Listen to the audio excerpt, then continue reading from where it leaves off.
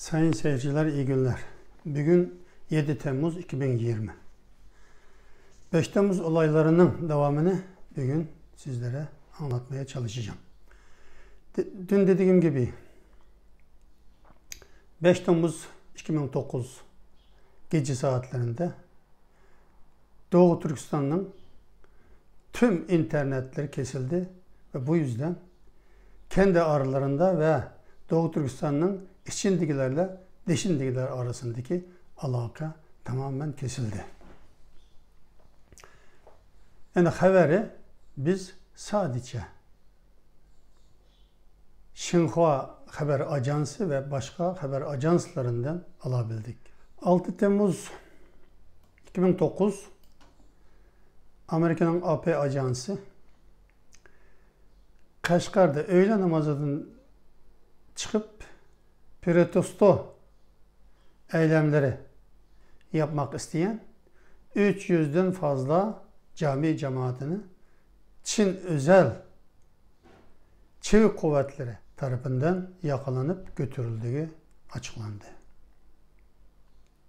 Ve ardından o gece 6 Temmuz gecesi 1500'den fazla Kaşgar ahalisi ev eve baskın yaparak Çin polisleri tarafından tutuklanıp götürüldüğü gene AP Haber Ajansı tarafından haber geçildi. 7 Temmuz sabah saat 9'da ÇKP Bölgesel Parti Komitesi Propaganda Daire Başkanı Li Ürümçi'de 1434 sanığın tutuklandığını açıkladı. Yani bunların hepsi Uygur gençler. 7 Temmuz Xinhuanet, yani Xinhua Haber Ajansı şu habere geçti. Kaşgar'a Dongfeng markalı 40 askeri araçla Çin ordusunun Kaşgar şehirine girdi ki yönetime el koyduğu olağanüstü ilan ettiğini açıkladı. Aynı gün Hoten, Aksu, Gulca şehirlerine gene Çin ordusunun girdiği yönetimine el aldığı olağanüstü bölge ilan edildiğini Xinhua Haber Ajansı açıkladı. 7 Temmuz Ürümçi'de Uygur kadınlarının protesto gösterileri oldu. 5 Temmuz ve 6 Temmuz geceleri evlerinden tutuklanıp götürülen veya o günleri pazara çıkıp dışarı çıkıp bir daha evine dönemeyen kocalarını, çocuklarını geri ver Çin diye bine kadar Uygur kadın Ürümçi sokaklarda gösteri yaptı. 7 Temmuz gene Ürümçi'nin Dönköprü yakınlarında 7. ve 10. yolunun kesiştiği kavşakta, yani 7. cadde ve 10. caddenin kesiştiği kavşakta bir trajedi oldu. Orada o mahallede oturan bir mahalleden muhtarı birçok insanları, Uygurları topluyor. Evinizde yemek yapın. Çin Kurtuluş Ordusu'na götürelim. Onlar çok yoruldu. Onlara bir sıcak yemek verelim diye. Bunlar evlerinde yaptığı yemekle öğleden sonra evden çıkıp toplanıp bu kavşakını tutan Çin askerlerinin yanına geliyor. Sizi yemek getirdik. Sıcak sıcak Uygur yemeğini yiyin diye. Orada onun komandörü, yani bu birliğin komandörü hemen bu Uygurlardan zaten şüphelendiği için bu bizi yemekle zehirlemeye gelmiş diye urun diyor. Askerler kurşun yağmuru tutuyor. Burada 35 erkek, kadın, 45 yaştan 65 yaşa kadar insanlar o caddede şehit düşüyor. Cadde kırmızı kanlarla boyuluyor. 2 saat kimseni oraya yaklaştırmıyor. Bu ordu birlikleri gene oranı tutuyor. Ondan sonra 2 saatten sonra asker kamyona çöp çuvallarına atmış gibi üst üste atarak götürüyor. 7 Temmuz gene Ürümçi'deki göçmen Çinlilerinin bir gösterisi. Yani devlete karşı şeylere neden bizi korumuyorsunuz?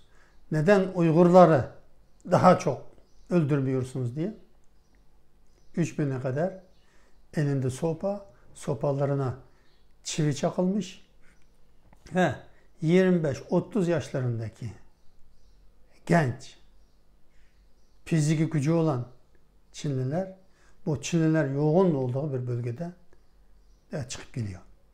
Ve karşısına sokakta geçen Uygurları gördüğü yerde dövüyor, tekmeliyor ve çok Uygur o gün. Daha 5 Temmuz'dan daha fazla Uygur o gün şehit düşüyor. Hatta sadece Uygurlar değil. Bir Çin göçmeni, Ürümçi'de yaşayan Çin göçmeni bayan daha sonradan Amerika'daki Hür Asya Radyosu'na verdiği bir röportajını canlı olarak dinlemiştim. O öyle diyor. Benim kardeşim tıp fakültesi önünde taksiyle gidiyorken Çinli göstericiler bir genç kızı sopalarla dövüp böyle kan içinde kaldıklarını görmüş. O taksini durdurmuş. Hemen koşup gelmiş. Bu arada bu Çinli göstericiler de geçmiş. O kız bayılmış. Hemen kardeşim götürüp tıp fakültesine acile götürmüş. Bu acilde onu doktorlar kurtarırken bu koridorda beklemiş. Giysileri kan. Bunu birden polisler gelmiş. Elini kelepçeleyip karakola götürmüş. Kardeşim o gün beni aradı. Abla beni polisine götürdü. Bir şey yok, ben böyle durumdayım. Merak etme diye. 3 güne kadar kardeşimle göremedim. Gittim, kardeşimle görüştürmedi. 3. günü kardeşimin cenazesini bana verdi. Kardeşim intihar etti diye. Vücutlarda morluklar var.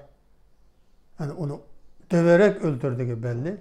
Devlet, Uygurlar da bu devletin vatandaşı olduğu için kardeşime ödül vereceğine kardeşimi öldürdüler diye ağlamıştı. Çinliler sadece Uygurlara değil, Uygurlara yardım eden Çinliler de böylece öldürdü. 13 Temmuz Gölcükşehir ÇKP Genel Sekreteri Guo Baohua Gölcükşehir'inde Çin'e karşı gösteri düzenlemek için organize işini yapmakta olan 70 Uygur'un baskın yapılarak tutuklandığını açıkladı. Gene 13 Temmuz Şinhua Haber Ajansı Ürümçi'de asayişini sağlamak için 31 eyaletten özel tim polislerinin Ürümçi'ye gönderilmekte olduğunu açıkladı. 1 Ağustos günü yerel Kamu Güvenlik Bakanlığı Çinci Gungantın diyor. Son bir hafta içinde 319 Uygur'un tutuklanıp cezaevine konulduğu, bunlar 5 Temmuz olaylarının sanıkları olduğunu açıkladı. 22-25 Temmuz aralığında Çin Devlet Başkanı Hu Jintao gizli Ürümçi'ye geldi. 3 gün gizli Ürümçi'de kaldı ve gizli Pekin'e döndü.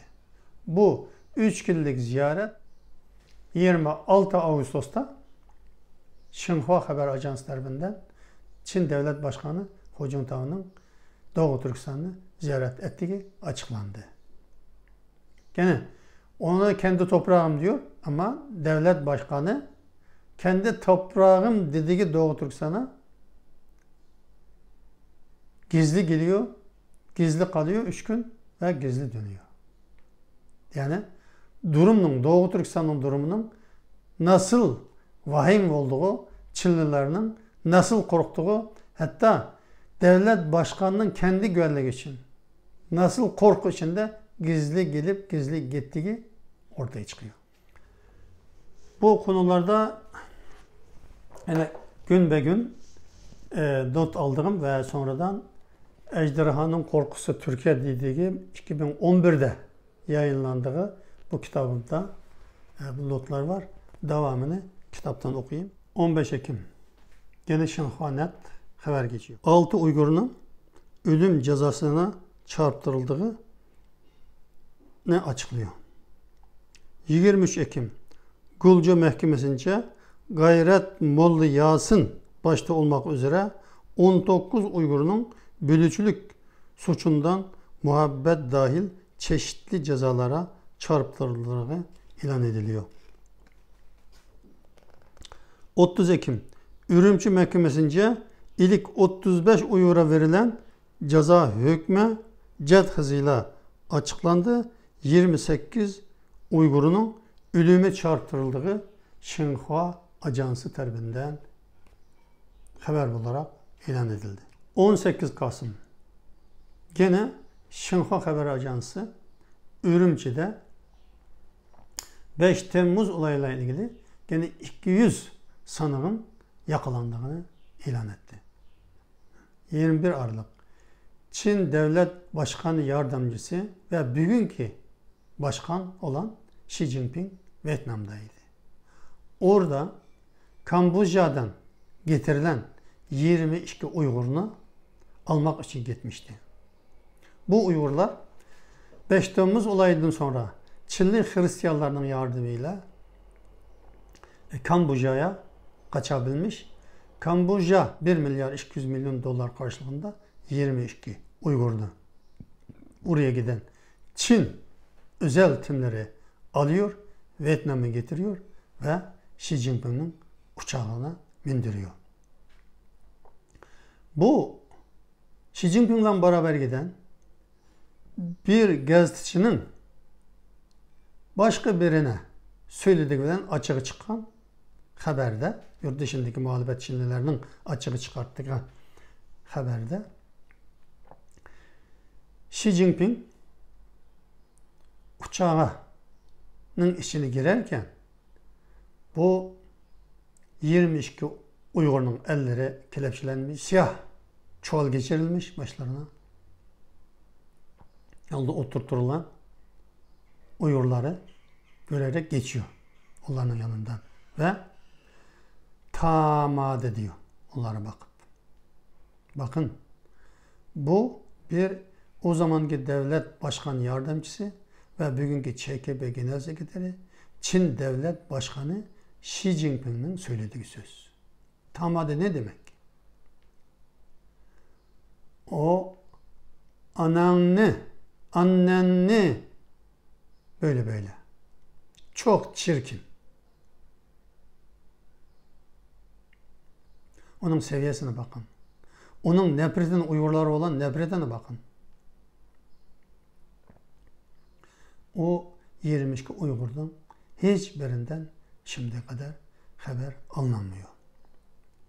Yani 5 Temmuz ve ondan sonra ki bir ay içinde 1000'den fazla Uygur katledildi. Ve kaybolan, hiç ulaşılmayan Uygur'un sayı 10.000'den fazla. Bu yüzden biz 5 Temmuz'u katliam diyoruz. Soykırım diyoruz ve bunun hesabını bir gün alacağız diyoruz. Şimdilik hoş kalın. Yarın başka bir konuda gene birlikte olmak üzere. Allah'a emanet olun.